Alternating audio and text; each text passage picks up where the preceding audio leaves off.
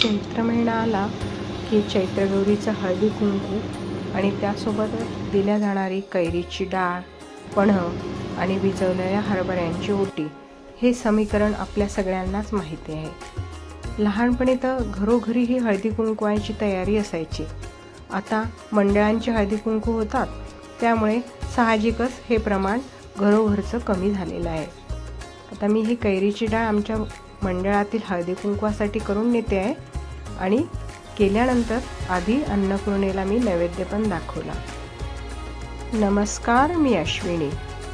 आज कैरीची डाळ करायची आहे, तर त्यासाठी 1 किलो मी हरभऱ्याची डाळ 3 ते 4 तास भिजत घातली।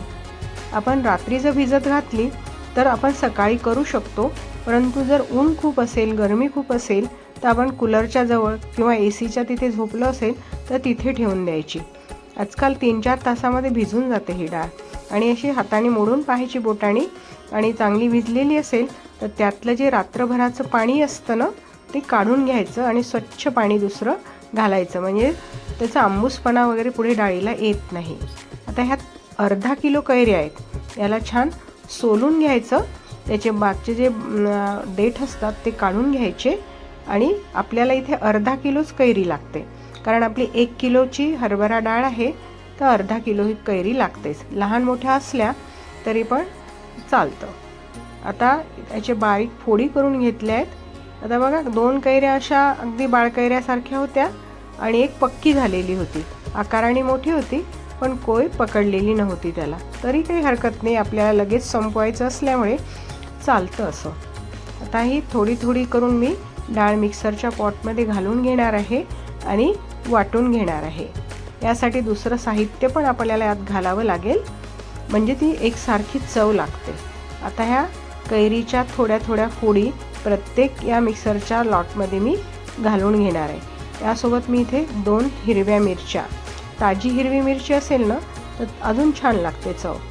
2 हिरव्या मिरच्या आणि आता थोडी साखर अंदाजाने घ्यायची। आता मी हे 3 चमचे जरी तुम्हाला दिसत असले तरी हा चमचा खूप लहान आहे, अंदाजाने आपण घ्यायचं की आपल्याला इथे साखर किती लागेल, कारण आंबट गोड ही कैरीची डाळ असते, त्यामुळे साखरही आवश्यकच।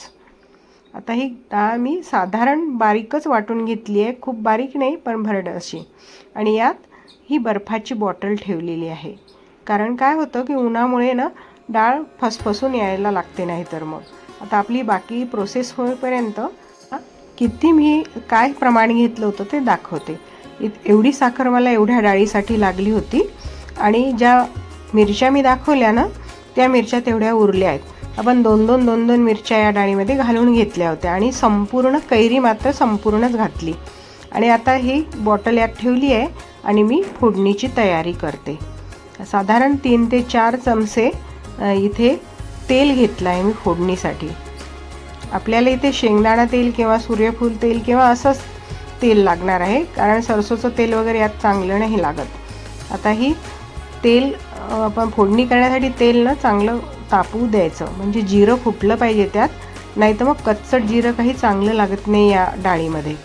तर साधारण 3 चमचे मी इथे जिरं घालून घेते आहे आणि तडतडून घेतलं गेलं की मग त्यानंतर पुढचं त्यासाठी आपल्याला जो हिंग वगैरे घालायचा आहे तो यानंतर घालायचा।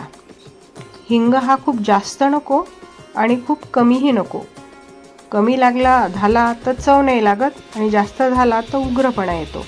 आता मी साधारणतः इथे हा 1 चमचा मोठा हिंग आहे आणि इथे 1 चमचा ही हळद टाकून घेतली आहे। हळद टाकल्यानंतर गॅस बंद करून मग आपण बाजूला ठेवून देतो आहे।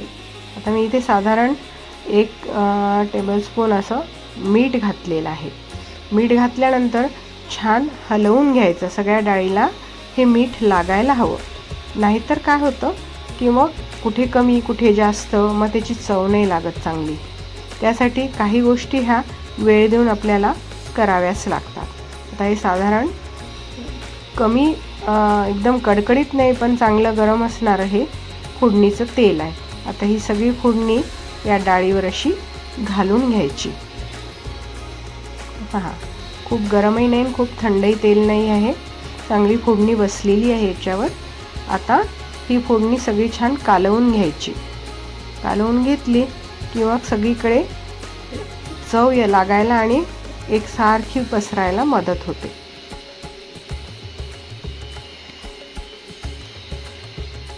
आपण जसं जसं हलवत जातो ना तर डाळसुद्धा अशी हलकी हलकी वाटायला लागते. जसं आपण भज्याचं पीठ मोहन घातल्यानंतर हलकं होतं की नाही, तसंच अगदी. आणि पचायला हलकी होते कारण यात आपण हिंग घातलेला असतो. आणि ही डाळ काही जास्त मोठी प्रोसेस नाही आहे. झाली आहे ही आपली डाळ तयार. आणि यात आता छान एक बर्फाची बॉटल ठेवून देते, म्हणजे मला हळदी कुंकवाच्या ठिकाणी न्यायला बरं पडेल. फसफसायचं नाही तर काही टेन्शन राहणार नाही मला. आता देवीला नैवेद्य दाखवलाच आहे आपल्या घरच्या अन्नपूर्णेला. आणि आता ही आमची मंडळातली चैत्रगौरीची आरास. आमच्या एका मैत्रिणीने सुंदर अशी आरास आम्हाला करून दिली होती. त्यामुळे हळदी कुंकवाच्या ठिकाणी खूप मजा आली, खूप छान प्रसन्न वाटत होतं. या सगळ्या बायकांनाही कैरीची डाळ आवडली. आम्ही सगळ्या मैत्रिणींनी मिळून 1-1 किलो कैरीची डाळ केली होती, त्यामुळे आम्हाला खूप भरपूर प्रमाणात झाली.